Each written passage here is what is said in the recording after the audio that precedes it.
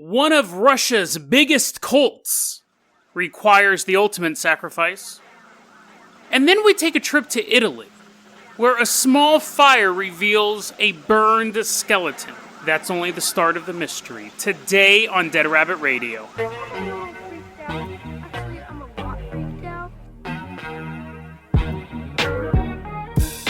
Hey everyone, welcome back to another episode of Dead Rabbit Radio. I'm your host, Jason Carpenter. I'm having a great day. I hope you guys are having a great day too. I'm shaking my head. I'm not having a great day. I just said that for the meme. Oh dude, today has sucked. Listen man, if you guys know me, I am not a handman. I think the term actually is handyman, but I'm not that either. And so recently I've been given the mission to install a window air conditioner into my apartment. Now behind the scenes, this has taken up quite a lot of my time. And I hate it. I hate doing it. And so finally, there's no joke there. It's just me hating it. Finally, today, I was like buying this stuff and then having to return it. And I had to get a power drill because I'm not a handyman. I don't own none of that stuff. I had to buy like screwdrivers. I had those, but I had to buy some other screwdrivers. And wood, and get it cut. And then it wasn't cut right. And then it turns out I didn't even need the wood in the first place. So now, yesterday, I finally figured it out. After, honestly, a week of this, okay?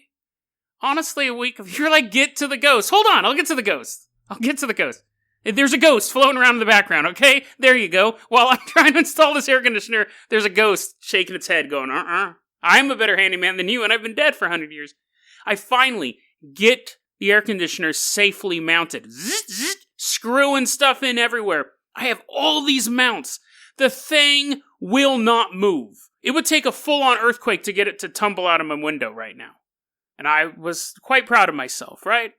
I came home, I did it, I got everything drilled in, I go to plug it in, the cord's too small! And the outlets in my bedroom is only the 2-prong, and I need the 3-prong.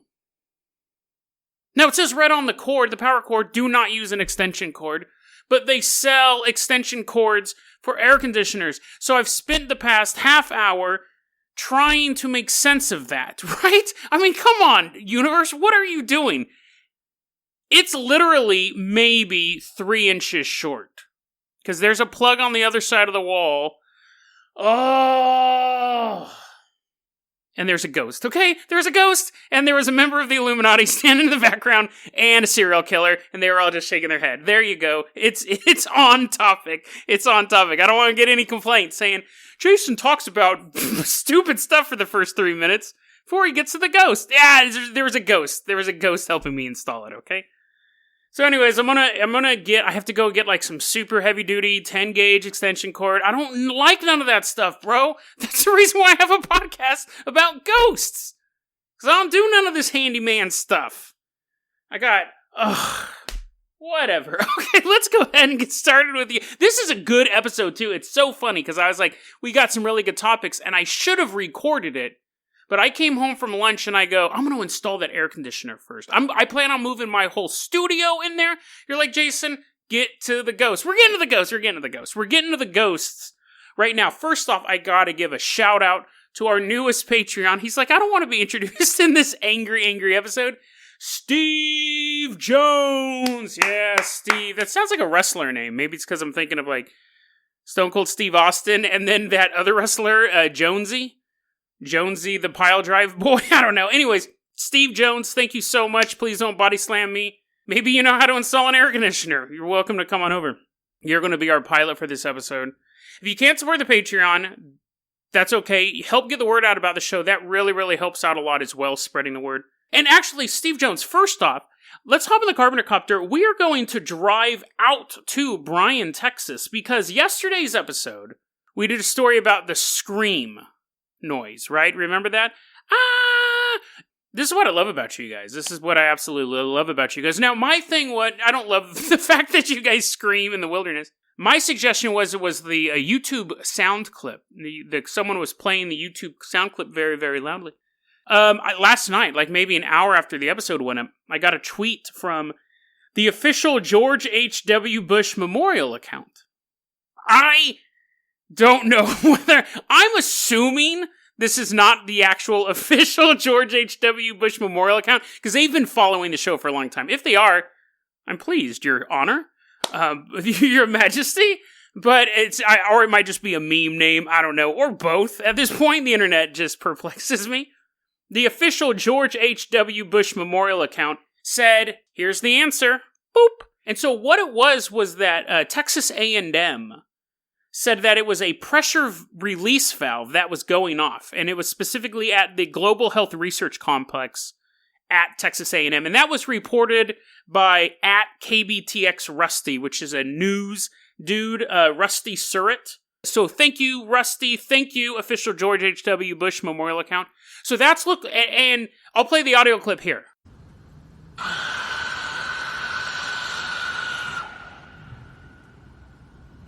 So loud. What the heck? I think they're letting off something.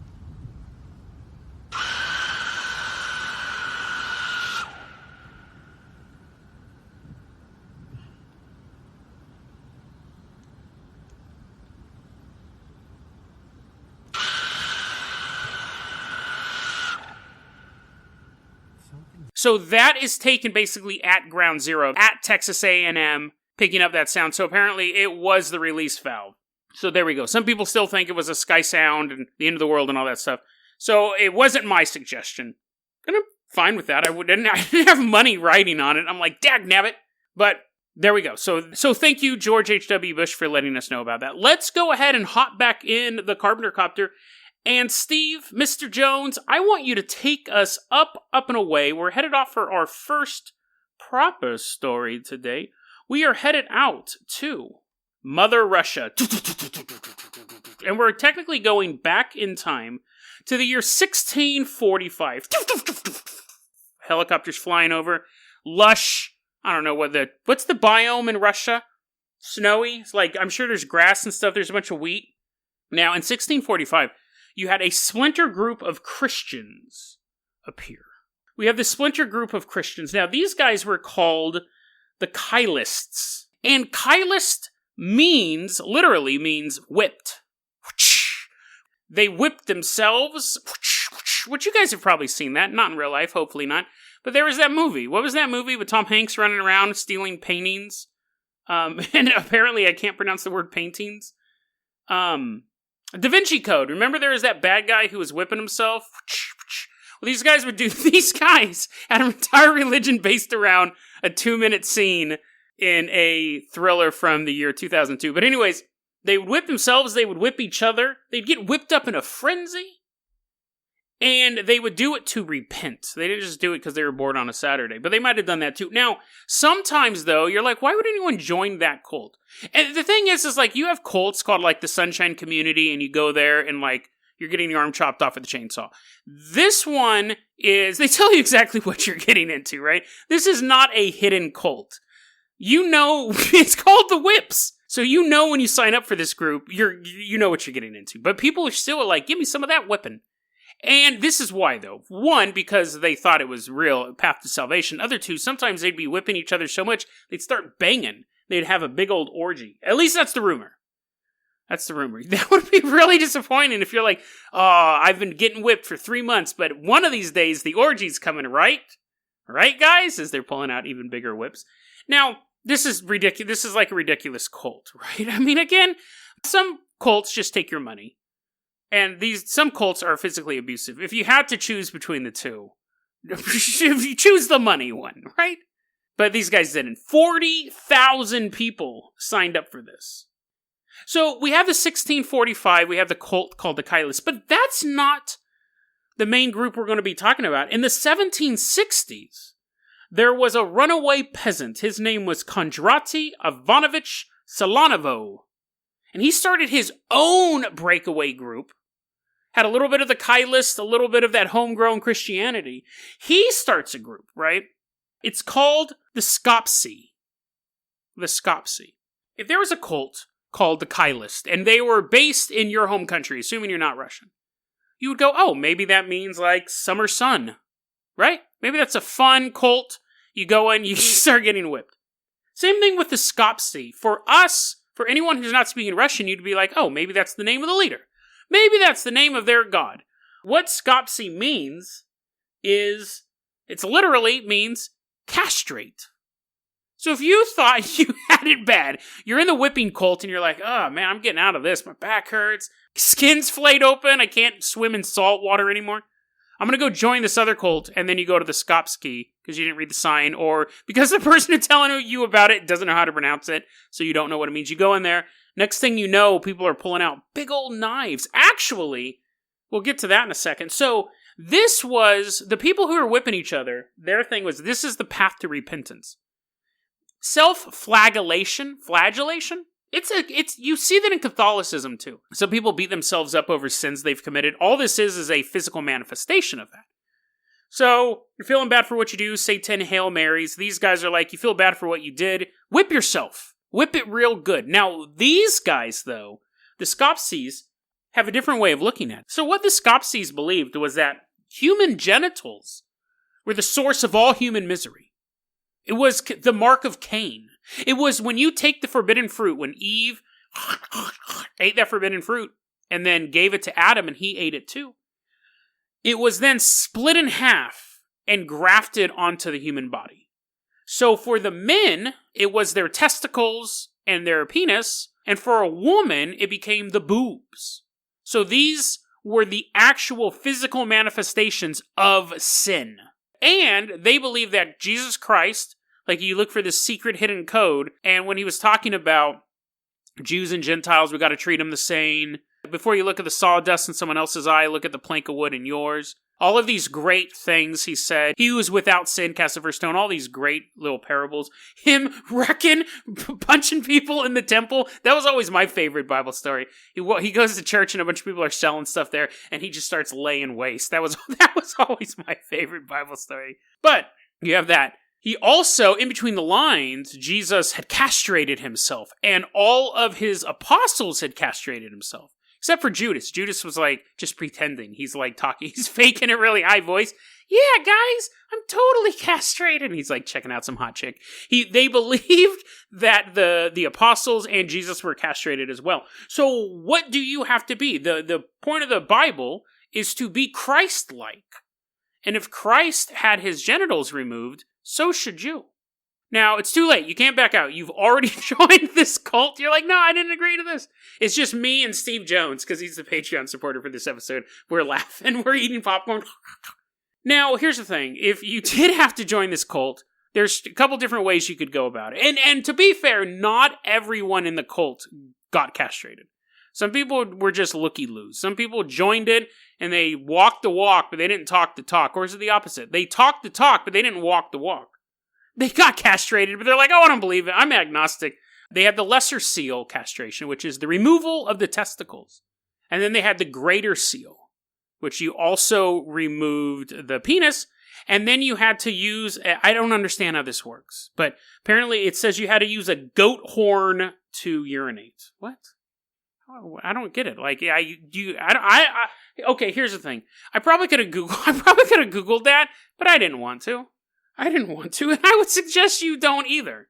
Bunch of Ken doll looking dudes walking around with goat horns. I don't know. But anyways, you figure you would just let it run down your leg at that point. You have bigger problems. Your genitals are gone. It doesn't matter where your pee goes. The women would have their breasts removed and then their clitoris and their labia removed as well. Now, I keep using the term removed. When the cult first started, they really were into the castrating thing, but they didn't do much with like knives. They would burn it off. They'd get like a red hot iron, steam shooting up. Remember that part in Return of the Jedi when that robot is trapped in Jabba's palace and he's upside down, his little feet are moving, and then the thing came down and burned his feet? Imagine that scene, but it's not a sci-fi movie. It's not his feet, and it's you. Okay? That's what was going on. And eventually, like after like years and years and years and years and years, they started just cutting it off. I don't know why it took them so long. Knives predated this cult. And I was reading that and I thought, imagine you're like, okay, I'm finally going to get it done. You go in, they break out the hot iron, and they just hold it on you until everything's burned off. And you're like, ah! And then the next day they're like, hey, we've decided to change our practices. We have a new system set up. It's called the scalpel. Like, somebody was that guy. Somebody was the last guy that they burned up. Because you're not made of clay. It's not like you can just press a hot iron on somebody and then everything just falls off. You'd have to hold it there for a while. So anyways, this cult lasted until 1797. It actually lasts till today, but what happened was in 1797, the dude was running some scam. He got thrown in jail. Eventually gets out. He escapes from Siberia. All this stuff is going on. The whole time people are cutting off their balls. Eventually this gets to the point of Stalin's era Russia, and they just arrested everyone. To this day, there still are Skoptsy people, but they no longer castrate themselves, as far as we know. Now it's just some bizarre cult religion, fringe religion in Russia. But this story I wanted to give, because this is actually a springboard for a separate yet related story tomorrow. I didn't want to have them both in the same episode, because that's way too much castration. But next episode, we're going to go to Poland to look at a cult that exists today and have been connected with not only missing testicles, but missing people. But that's a little teaser for tomorrow. So, Steve, let's hop in the Jason Jalopy. Let's take a little road trip. We're going from Russia to Italy. And we drive, we're like a little dotted line coming across the map. We drive through like Turkey and stuff, and then we're coming through the Mediterranean, and like we're outrunning Zeus and stuff like that. He's still around, right? Well, he wasn't fast. He was an old man. Who's the fast dude? The Flash. We're outrunning that god, that Greek god, the Flash, driving past him. And then we get to Italy. Now, this story was a request from Fabian Nurbon. I don't know if I'm pronouncing that right. I probably should have checked. But Fabian sent me a ton of stories the other day. Really, really appreciate it. I had never heard of this story before.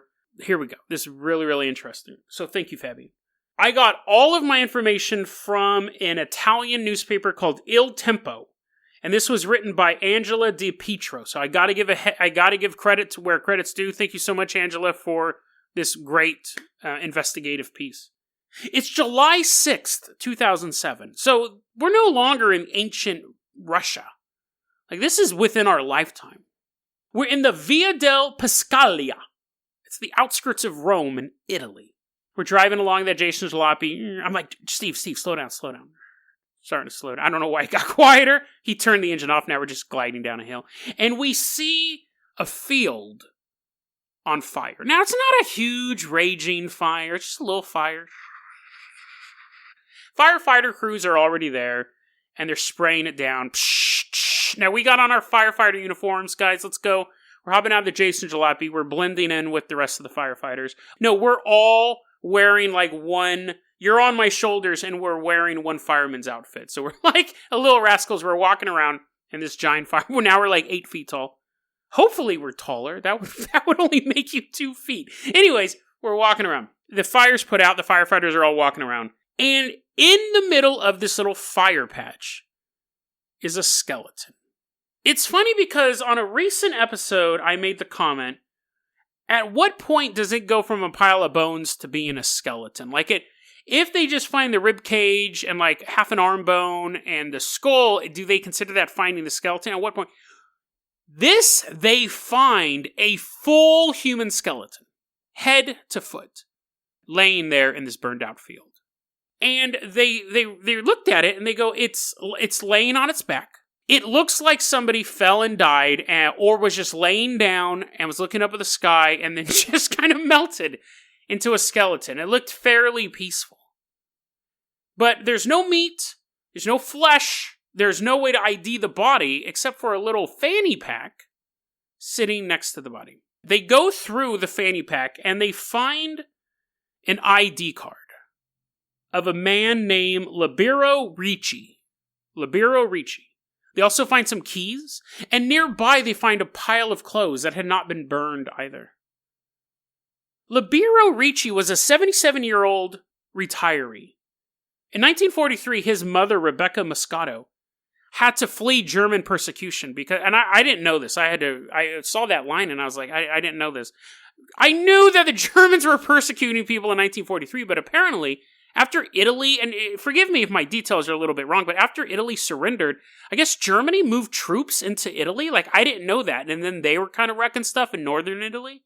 Is that common knowledge? I didn't know that, so forgive my ignorance, but apparently, like, his family had to kind of go underground as German troops were moving in Italy. Yeah, I didn't know that had happened. But anyways, I always thought that Italy I thought we were fighting in Italy for so long and we were fighting in Germany and eventually Italy gave up. But anyway, so his family had to, because they were Jewish. I forgot that detail. He's Jewish. That it wasn't just that his family owed Hitler money. His family was Jewish. Totally forgot that detail. His family was Jewish. You're like, why are the Nazis picking on this family? That's why. So he was Jewish. His mother was Jewish. Nazis came in. They're persecuting him. Okay, after all that happens, after World War II happens, he ends up getting a job with the Vatican and works his entire career at the Vatican and retires from the Vatican. He's a very, very well-liked man. On October 31st, 2003, bye, honey, he tells his wife he's going for a walk. And he's never seen again until 4 years later when his skeleton is found in this field. So, a tragic story, right? Who knows what happened to him? Was he kidnapped? Was it foul play? Did he run away? Did he have some sort of mental breakdown? Who knows? But on 2003, October 31st, the spookiest day of the year, he disappears and then he's found in 2007.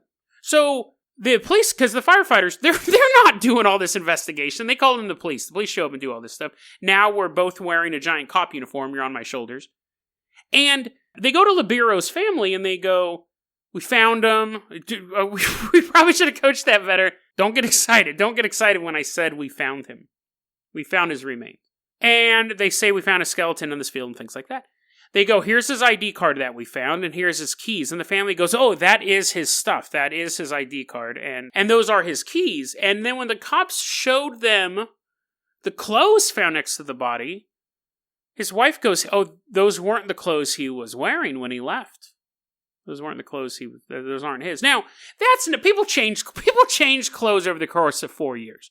So that's not what immediately made the cops suspicious, but it would make it seem like if he did go missing that day, that he must have been living a life, doing something outside of just, walking into a field and falling down dead, if he's changed his clothes.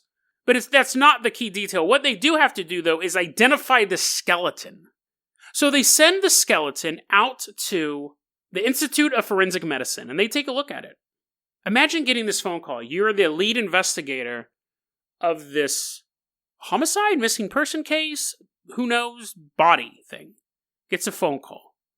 The skeleton is not of Libero Ricci. It's not. It's actually the skeleton of 5 different people. Now, it's not Mighty Morphin Power Rangers. It's not like 5 skeletons and they all morphed into one giant skeleton. I'm the foot. The skull was of a woman. These are all estimates, but the skull was of a woman who was between the ages of 45 and 55, who died between 2002 and 2006. There was bones of another woman between 20 to 35 years old who died between 92 and 98. A third woman between 35 to 40 years old died between 1995 and 2002. A man who was 40 to 50 years old and died between the year 2002 and 2006.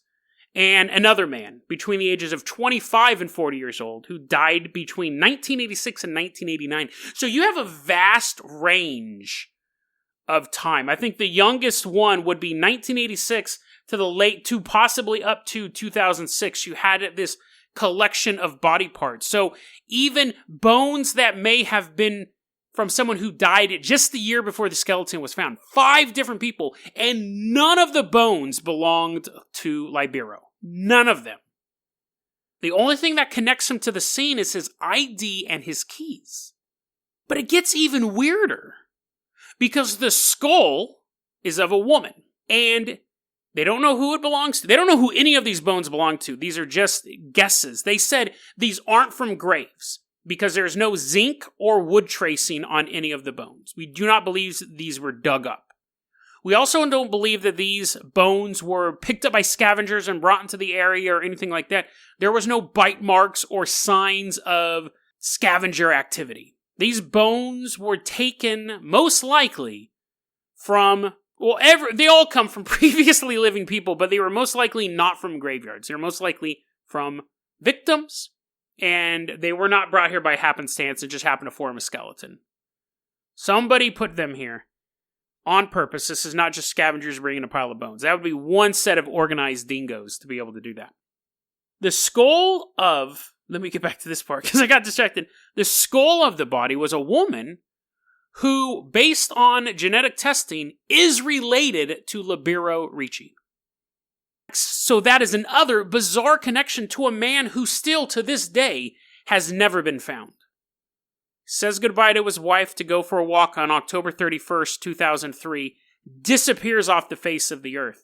4 years later, his ID is found next to a pile of bones assembled from the bones of 5 other people, one of them a female relative. But they don't know which relative. They have no idea who this possibly could be, only that, genetically speaking, the skull and Libero are related. And that's the end. Like, talk about a mystery. Fabian, thank you so much for this story. I mean, think about the implications of all of this. In Italy, this case is known as the bone collector, for obvious reasons, right? So you think, is there a serial killer out there? Is Libero the serial killer? Is Fabian the serial killer? He's like, yes, now my handiwork will get even more exposure. We have possible Nazi, revenge. We have possible Vatican connections. We have a serial killer so crazy they're, building humans out of the bones of the victims. And now that I think about it, he has skulls from these other 4 bodies. There may be other undiscovered skeletons out. And who set the fire? Did the killer set the fire so the body would be discovered? Some of those victims, they could have died up until a year before this happened, like I was saying earlier. So was the skeleton assembled that day and then the fire set and the killer leave? It would be weird if somebody built that skeleton and then there just happened to be a fire. So why was attention brought to the body? Why was the ID left there? Was it Libero trying to fake his own death? But if that's the case, he waited 4 years to do it. The whole story's bizarre. But now that I think about it, there could be 4 more complete skeletons out there somewhere, arranged in a different way. Because you'd have still all those unused bones. You could combine them whatever way you wanted to. Is Libero the perpetrator? Is he the victim? Is he the victim of a conspiracy that was from the 1940s? Was he a victim of a conspiracy that came out of one of the most powerful churches in the world? Was he simply a victim of circumstance? Was he walking down the street and got pulled into this bizarre, horrible world of murder and bone collecting? We don't know. We may never know who did this. We may never know why. We may never know if there are more skeletons out there, assembled from the body parts of these 5 people. And we may never know if there are even more victims waiting to be discovered. Because the one thing we know about collectors, their collection is never truly complete. DeadRabbitRadio@gmail.com is going to be our email address. You can also hit us up at Facebook.com/DeadRabbitRadio. Twitter is @DeadRabbitRadio. Dead Rabbit Radio is the daily paranormal conspiracy and true crime podcast. You don't have to listen to it every day, but I'm glad you listened to it today. Have a great one, guys.